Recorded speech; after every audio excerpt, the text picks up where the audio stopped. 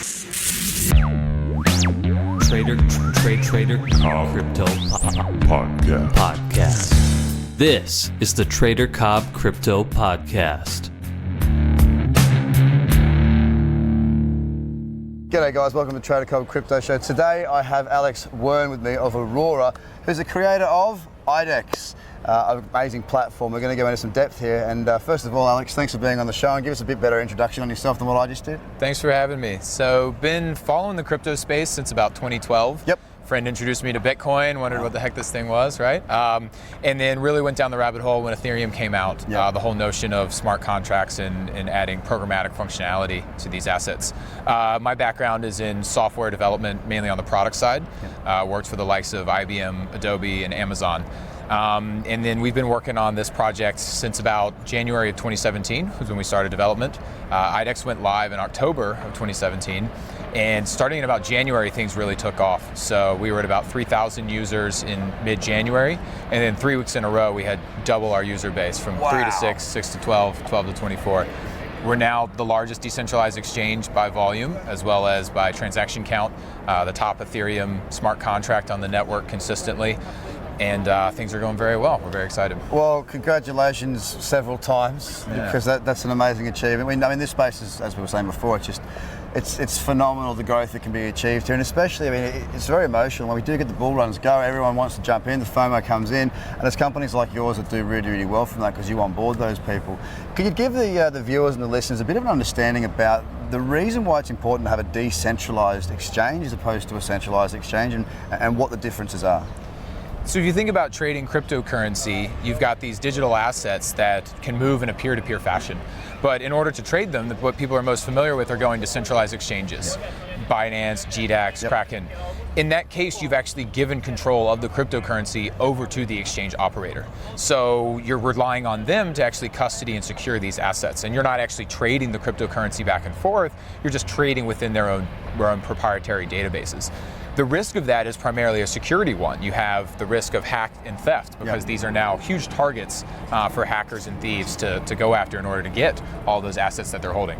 And then the second one just being the opacity, that you don't know exactly what's going on. Are there honest operations? There's no transparency into how the trading is working behind the scenes. Okay, so effectively, it's important. Obviously, everyone knows it's important to have, to be secure with your tokens, however, whatever you're holding. That's why the Trezor wallet, the Nanos are there. Effectively, what you're saying is, like, if I'm investing in a token, right, I'll buy it for a reason to hold. And when I say investing, I'm not talking about 6 months. I'm looking down the track, a few years' time, as a proper investment from the perspective of an investor, not just a crypto investor. I've got lots of years of experience in traditional markets. Now, I'll bring my tokens onto my Trezor wallet for my safety and my security. Are you saying in the decentralized world, what you can do is you can leave it there because it's on the blockchain already and it can't be hacked and robbed? That's exactly right. So we actually integrate with those hardware wallets, the main ones being Ledger and MetaMask as a software solution. And exactly what you described. So if you can imagine, if you withdraw from a centralized exchange, you're now holding that funds in your custody. The way a decentralized exchange works is that when you deposit into the exchange, instead of it going into a wallet that we as the exchange operators control, it goes into a smart contract that's actually deployed on the Ethereum blockchain. And now this smart contract is publicly verifiable, it's open, and anyone can look at the explicit set of functions that are written there.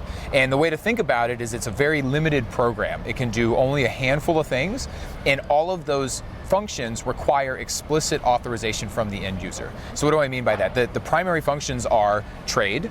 So you've got a token or Ether and you want to trade it for something else, or withdraw. You want to now pull it out of the smart contract and back into your wallet. And you as the end user with your private key are the only one that can authorize any movement of funds.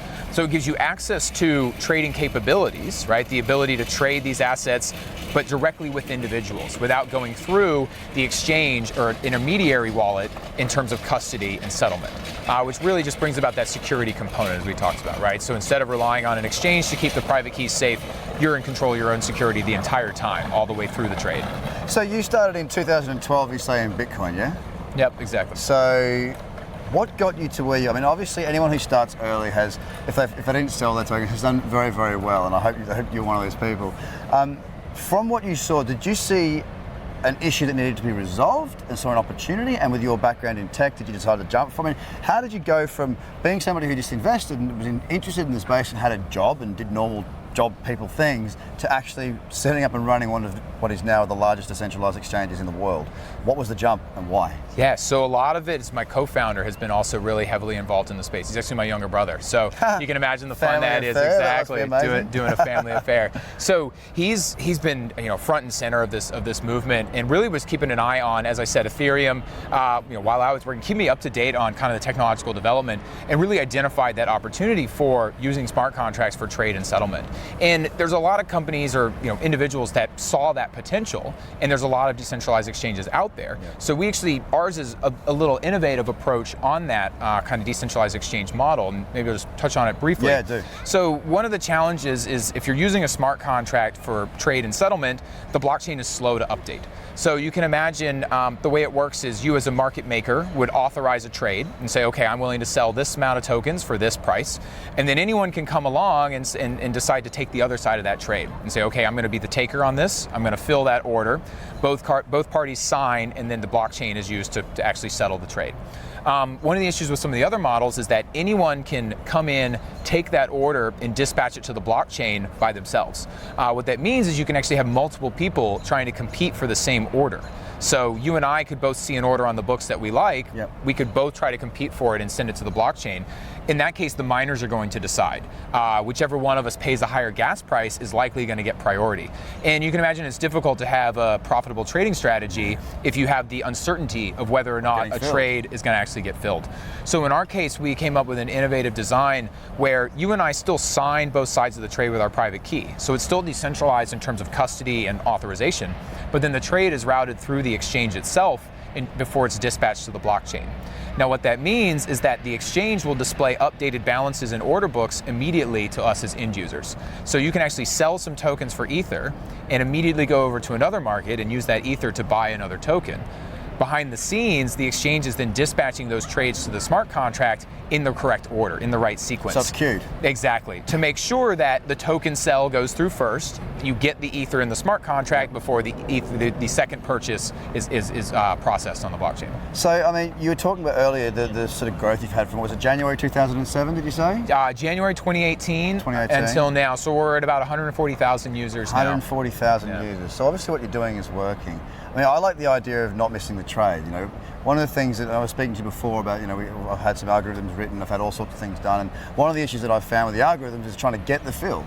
Also, when we look at social media and plugging into that, and when I was trading, say, the S&P or the Dow or the Nasdaq or the Russell, we would have a squawk box, and I was trading in London and I could hear the sounds of the floor on certain exchanges. Now, of course, that's faded out a lot more, and it was even faded out a lot then, but there was still the odd squawk box you could invest in and buy, and it would give you the volume, and you could listen and look at the charts and listen to the volume, and it would give you a third dimension almost. Now, one of the things that I love about this product is that you actually get your trade on and you know it's on. You don't have to worry about it because you don't, as I say, the queuing. You don't go, oh, am I? And then you're done. So I think that's a really, really good function for investors and traders. Now, with the platform, I've got to be honest, I haven't gone through all the detail on it. I've been back to back here, so many interviews, it's been absolutely nuts. Do you offer leverage with the platform, or is it just one-to-one straight in, zero leverage?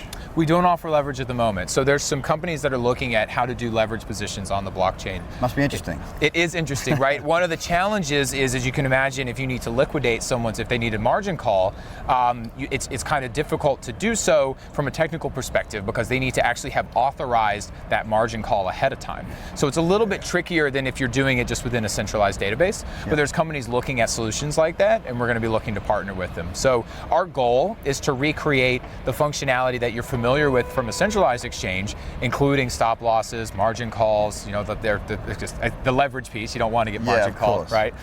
Stop losses, leverage. The benefits of a centralized exchange, including that real-time look and feel, but doing so in a decentralized manner so that you're always in control of your own security. Now, being that you are obviously running an exchange and you see who's doing what, the sign-ups of accounts, I want to understand a bit about the waves, because they do come in waves, right? I mean, I can't imagine you have a consistent number you can bank on each month because it fluctuates so much. Do you see the influx occur when the market starts moving and the press starts talking, or is it before that? I mean, do you see any correlation between market moves and account sign-ups or joining ups? Absolutely. So we were just getting started in the bull market at the end of 2017, and we actually kind of missed we really got our footing in January, but there was still some activity going on. A lot of the popular ICOs, that's a big source of traffic for us, right? So a new token's getting listed, you've now got a community that's hungry to get their asset on an exchange and trade, and so that's a source of new users for us. We also saw with the past couple weeks, as things kind of turned in the macro conditions in the market, we saw again a big resurgence of users, a big influx. But even within that, we see kind of micro surges associated with particular projects. So you can imagine there's so many ICOs going on in the space. An individual might not have heard of us yet, but a project they're invested in is now getting listed on IDEX, and now they want to know about it, right? So now they're curious, they come, they sign up, and really we're trying to make that onboarding process as intuitive as possible. One of the things that users struggle with is just switching this mental model that normally on an exchange or any software, any website, you come and you create an account, right? You create a username, password, and that information, those credentials are stored with the website that you're accessing. In this case, you bring your own account, right? You bring your own wallet and plug it into the platform, which is a different approach for people, right? They don't quite, a lot of them don't quite understand that nuance. So, I think a lot of it's an education piece. A lot of it's making sure that we're out there kind of, looking for opportunities to work with the hardware wallet providers, the software wallet providers, to help them understand that this is one of the big benefits of being in control of your own security, is that you now have this account that you can take around all these different services, and it just integrates seamlessly. So what's your biggest volume? Is it against the Bitcoin and Ethereum? Is that your biggest volume, or are you looking at smaller tokens as far as trading volume? Yeah, so because it operates on the Ethereum network, it's exclusive to Ethereum as a base currency, and then Ethereum tokens as the trading pairs. So the biggest volume is going to be particular tokens that are either maybe about to do an announcement or have recently unlocked. So PoonDX is one that's doing a lot of volume on the exchange right now. We had a couple others. You can, if people are interested, they can follow us on our Twitter. We're always announcing what tokens are about to unlock, as well as what tokens have been doing well recently in terms of transaction volume. Well, I think that's probably a perfect way to end it. I mean, that's what we want to know. Where do we find out more information about the program, the platform, your socials? Tell everybody where you're from, what you're doing, how they can get a hold of you, mate. Sure. So in order to access the website, you go to idex.market. That's IDEX.market. You can follow us on Twitter at AuroraDAO, or reach out to us via email. The emails are on our site, auroradao.com. Alex, it's been an absolute pleasure. Thank you very much. I look forward to looking into your platform. Yeah, appreciate your time. And I look forward to seeing how you go in this space. It's absolutely madness. What a beautiful day. What a crazy week. And good luck getting married later on in the year. Yeah, thank you very much. Take care of yourself, Alex. Right. Thanks so much for your time. Yeah, you're welcome. Cheers, guys. The Trader Cobb Crypto Podcast. Check out TraderCobb.com because experience matters.